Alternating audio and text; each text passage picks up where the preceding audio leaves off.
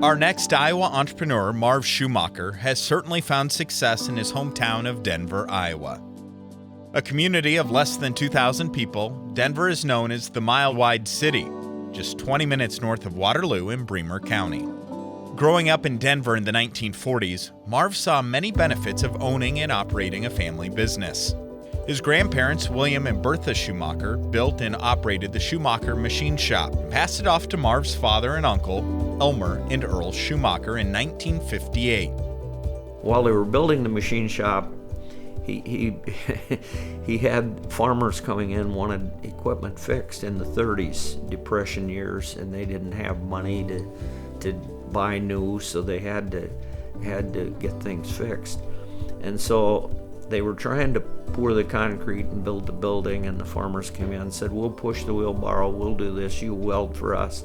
So they were getting paid for doing work, and the other people that were coming in to get their work done had to pay. So he learned a little entrepreneurship there. In 1962, Marv graduated from the University of Iowa with an electrical engineering degree. Really didn't know what I was going to do, except I really kind of wanted to come back and do something. And so I came back. I wanted to come up with something that we could continue to build, so I got into the elevators. Marv hired one employee and started building and installing elevators. He also got a lot of help from his wife, a school teacher. My wife, Helen, was a teacher, a business teacher, which really kind of helped because she kind of helped me with the business side of things while I was doing actually installing and building the equipment. I was probably one of the only engineers that got out of my class that went out and dug elevator holes. Because remember, on a hydraulic elevator, you have to drill a hole 16 inches in diameter as far down as the elevator goes up. And they'll only go up to 5 stories, but I dug a lot of 5-story holes. The first decade of business was very difficult. The biggest challenge was the lack of name recognition. No one had heard of Schumacher Elevator. I was living off my wife's salary, who was a teacher up here, and I'd done that for 15, 20 years really of my life. Thanks to her, I could manage to do the things I wanted to do and to build a name, because we were selling an expensive product, competing with Otis Elevator, which is the largest company in the world. And so we had to first get our name going, and that took a lot of years. Each customer we used as a salesman. If you were buying something and you wanted to know if it was any good, we'd give them the names of people, and we just couldn't screw up on anybody. I had a call one evening. We only had 6 elevators in the state. One was in Clarinda, Iowa, which is way southwest, and they said that the elevator was stopped and it wouldn't run. And I said, "Have you checked the stop switch? Have you checked the safety edges just to make sure they're okay?" "Oh yeah, we've done all that." So at 4:30 in the afternoon, Bob and I took off, and we drove to Clarinda, and it was a 5-hour drive. We took turns sleeping and got there and found out all it was a stop switch. And in most cases today, I know the big companies would charge extra for that, but we decided we'd do the service while we were there. We never charged them extra for that. We managed to get through that and drove, and the next morning we got back about 6 o'clock and went to work. That's the way we had to do things in those days. Money was tight, and he didn't have a lot of cash on hand. Marv was struggling to get ahead. In fact, he was falling behind. The bills were piling up, and he didn't have enough money to pay them. We were putting an elevator in over in Fort Dodge, Iowa, and we had everything there except the door operator, which we have to buy from GL in New York. And we were already owed them for 5 months. And we were using our suppliers because we just didn't have the money. Now, every Friday we'd call them and tell them, "Hey, I think we're going to get money this next week and we're going to pay you this much." And we'd always keep them up to date. And they said, "I'm sorry, we just can't go any more out than this." So I went over, I had a customer that was ready to buy pretty close over at the Mealy Hotel in Owine, Iowa. And on a Friday morning, I went over there and I asked him if I could meet with him. And I said, "I tell you what, this elevator, I had told you was going to be $11,000. But if you give me a check today for $10,000, I'll sell it to you for $10,000. And they looked at each other, and pretty soon she got her checkbook out and gave me a check for $10,000. I called New York and I said, I'm overnighting a check to you for $7,200. And they said, fine, we'll send it out. We'll get the equipment to you by Monday afternoon. And we had it, and I worked 18 hours a day for the next 3 days because on Wednesday they were having an open house. And we put this, Bob and I just kept working until we had it done and we had it finished before the open house. And those were just one of the tough times that we had. And we had a party that afternoon too, because there really wasn't, when you're hurting that bad and you have to get it done and you don't know where to go for the money, those are the tough things that you get in new businesses. And you have to have just the fortitude to stick with it. Finally kind of started to come around in the 80s and 90s. And my wife quit teaching and came into the office full-time, and she's still here. Schumacher Elevator was finally making a profit. They began working on bigger and bigger projects. The Disney people wanted to meet because they were going to design a special elevator to go from one floor to the next in Disney Quest, which they had all kinds of different games and things happening on the second floor. We had to get there in exactly 8 seconds. And when you got in the elevator, you had to have, when the elevator doors closed, the lights flashed and you started to move and the floor had a rumble. So you had to feel something. So I was out there for 3 days designing with the Disney people of how we were going to make that floor move and yet have the rest of the car go up there. That was a fun job, and it should have paid more than it did, but it was okay. I mean, it was the beginning of an opportunity to do some other things. It wasn't long before Marv approached hospitals for work. It was a tough market to break into, but he made a connection, and after a couple of years, Schumacher Elevator was installing and servicing many of the hospitals across Iowa, Minnesota, and Wisconsin. We never wanted them to come down here because we had this old machine shop, and my office was in a living room of the old house that we had next door. In 2000, the company moved into a much bigger facility. Not only did this space make Schumacher elevators look big, it also made them more efficient. When we built this building, it was a pretty difficult decision to decide we were going to do this, because at that point we were only an $8 million a year company and not making $100,000 a year. And when we built this building, it added $1,000 a day to our overhead costs. But now we could invite the people because now it looked like we were a better company. When you sell a product that sells anywhere from $50,000 to $1 million, you've really got to prove what you're doing, and you've got to look like you're a company that's successful and doing well. From the time we came out here in July of 2000 to 2016, we were an $8 million company. Now we're a $50 million company. So it's considerably bigger. Marv received many inquiries to sell his business. Some of the bigger elevator manufacturers wanted to capitalize on his success and good reputation. He even received one offer to sell his company and run North American operations for one of the largest international elevator manufacturers.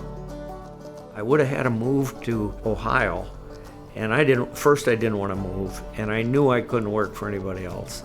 They'd fire me because I don't like to take orders from a lot of other people. That's the entrepreneur in most people that have started a business. And I'm glad we didn't ever do that, because that would have been an easy way out. Had that been 10 or 15 years earlier than that, I might have had to do it. But we make a good living. We don't need more than we got. And so why would we want to sell? And I keep hoping that the family operation will continue. Marv's family has been a staple in the Denver area for generations, and his son Jeff is leading the way for the next generation of Schumachers. Marv has led Schumacher Elevator through some very difficult times and grown it from 1 employee to over 225. Entrepreneurs like Marv seek independence from a career path controlled by others. They don't want to work for a company. Rather, they want to create their own business. Marv has done just that in his hometown of Denver. Sometimes I have to sit back and kind of pinch myself and say, is this real? Is this really happening? Because it's, it happened over a long period of time, but it also you just wonder how it ever happened. All I can remember is working hard to keep it going, and now it's doing very good. So hopefully we can keep this going.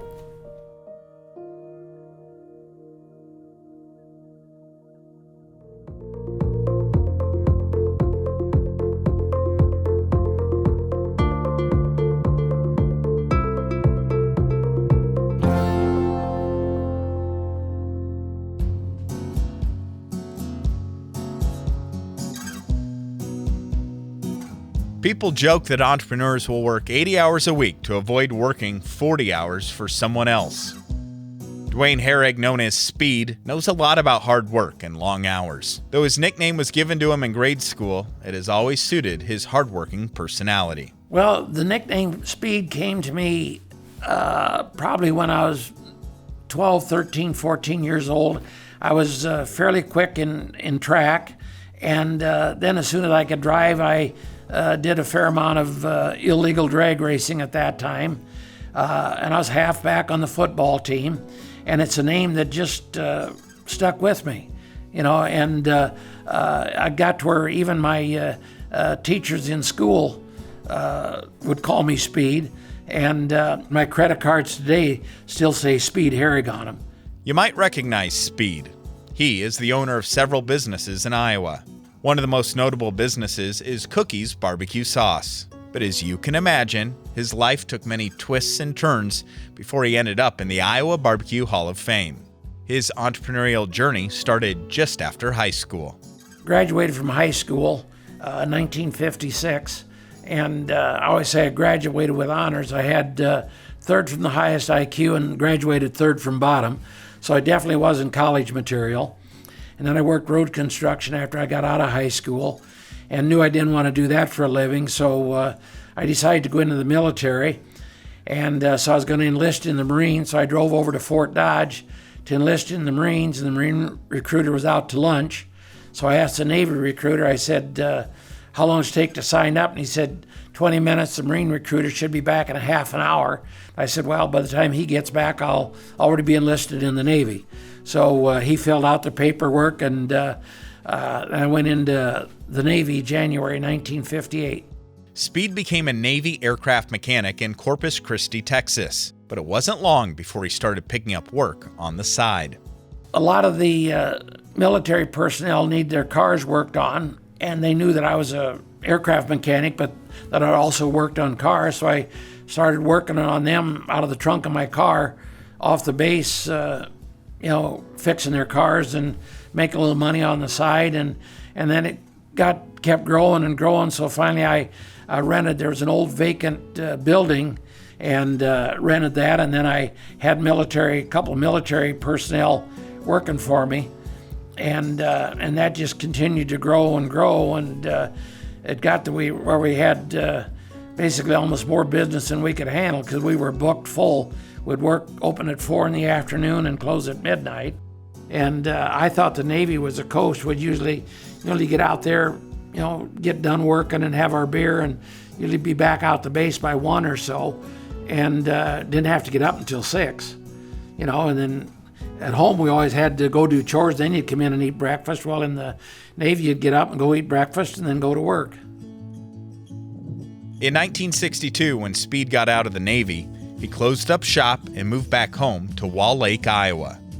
Wall Lake is a small town of 800 people and is the birthplace of Andy Williams, an American singer known for his rendition of Moon River and his NBC program, The Andy Williams Show. This is also where Speed grew up and learned about fixing cars. Once back home, Speed continued his automotive repair business on the family farm. Everybody told me that doing a repair shop out in the country, because this at that time was a gravel road, and they said you'll never make it running a repair shop out in the country. And I always said I was lucky to not be smart enough to not understand that you couldn't do certain things. So I plunged forward and got a real good business going. Then we started a repair business doing radiators. From there, his entrepreneurial spirit kicked into high gear. He started building and driving race cars, selling automotive parts, sold and serviced lawn equipment, golf carts, grills, and the list goes on. He even invested in a little startup business that made barbecue sauce. In 1976, a gentleman came to Wall Lake by the name of L.D. Cook and got a bunch of his people together, and he wanted to get a business started in Wall Lake. And it was they need to raise, I think it was close to $20 or $30 or $40,000 to get an SBA loan to get it started. And a bunch of his people were at that time pretty gullible and threw in $1,000 each to get a local business started, and got the SBA loan for $50,000 and built a new building. And LD Cook, and that's where the nickname Cookies came from, but got it started.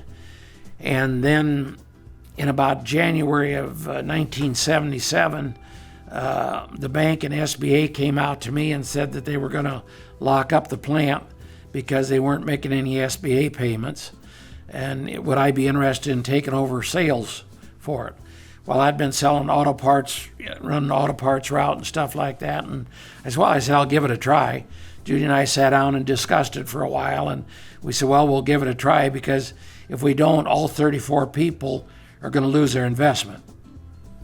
So I started selling it out of my pickup truck, along with auto parts. So need a set of piston rings and a case of barbecue sauce, and started calling on the stores and selling barbecue sauce into the stores. And at the end of 90 days, had enough barbecue sauce sold to make an SBA payment. Speed eventually formed Lake Warehouse Distributing, which became the exclusive sales and marketing company for Cookies barbecue sauce. Eventually, all the LD Cook wanted to sell his stock out, and so I went down to the bank, and John Goodman was a banker then, and in the early 80s, I remember prime was 19 and a half, and John Goodman was a banker, and I needed to borrow the money, and I said, I don't want to tie up the farm or my automotive parts business. He said, you just want a signature loan? I said, that's right.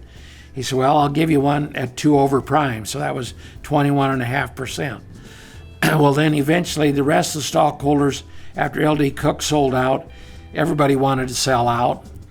So back to John Goodnow I went, and he said, how much money do you need, Speed? And I said, well, looks like I'm probably going to need about $750,000. And he said, not a problem, Speed. He said, I'll loan it to you on your signature. So I got $750,000 and bought everybody out. And I think if you hit it on a calculator, 365 days a year, I had an interest bill of probably $400 and some a day. Makes a good salesperson out of you, though, because when somebody say, "Well, I tell you what, stop back. No, I'm here right now. Let's buy. Let's do the deal right now." In addition to owning and operating several other businesses, Speed took on the responsibility of running Cookies. There was three ladies that would bottle, And then for a while, we had nobody to cook. So I would go down there at 3 in the morning and cook until 6. And then they would fill during the day when I was gone. And then I'd try to get home that night from route delivering maybe 8, 9 o'clock. Time to help tuck the kids in bed, sleep for a few hours, and then go back down and cook again at 3 till 6, load up the van and head out route delivering. It was a hectic schedule, let me tell you. Eventually, Speed got cookies into major grocery stores and food distributors. As the demand grew for their product, so did their facility and staff. We were in a 5,000 square foot building and cooking maybe 50 to 100 gallon a week. Today we're in a 125,000 square foot building and we can crank out 6,000 gallons a day. Probably started out in a 25-mile radius and then grew to a 100-mile radius and then 150. Needless to say, sales have grown many times over. And like I say, we're real fortunate to have good people working down at the plant that have been there for years and years. And it runs good if I'm there and runs good if I'm not there. Sometimes I think it runs better if I'm not there. Hi, Sharon. Hi. Hey, I got a nice visit with Cindy. For Speed Herrig, being an entrepreneur is a lot of hard work, long hours, determination, and sacrifice. And let me tell you, starting out, I put in a lot of 12 and 18-hour days. You know, I look back and those were good years, you know. But getting up at 3 in the morning and cooking barbecue sauce, would I still want to be doing that? That'd be like, no. You know, it's, but those are the sacrifices that Judy and my family and a lot of the employees had to make, putting in that extra hour, the extra determination to make it all work. And here we are today, and it's, you know, they always say that, you know, and I'm a firm believer in it, the team in first place never quits practicing. I mean, if you think you're too good and your product is so good that you don't need to be out working it, get out of business. I mean, you've got to be out there hustling it, and I have a lot of fun. I mean, it just, you meet a lot of good people along the way and have a cold beer with a few of them, and life's easy. From an outside perspective, life has never been easy for Speed, but by doing what he loves, the hard work, long hours, and ups and downs all seem easy. It's been a fun ride, you know, and I got, hopefully I can work another 62 years till I'm 140, and then I plan on going part-time at that time.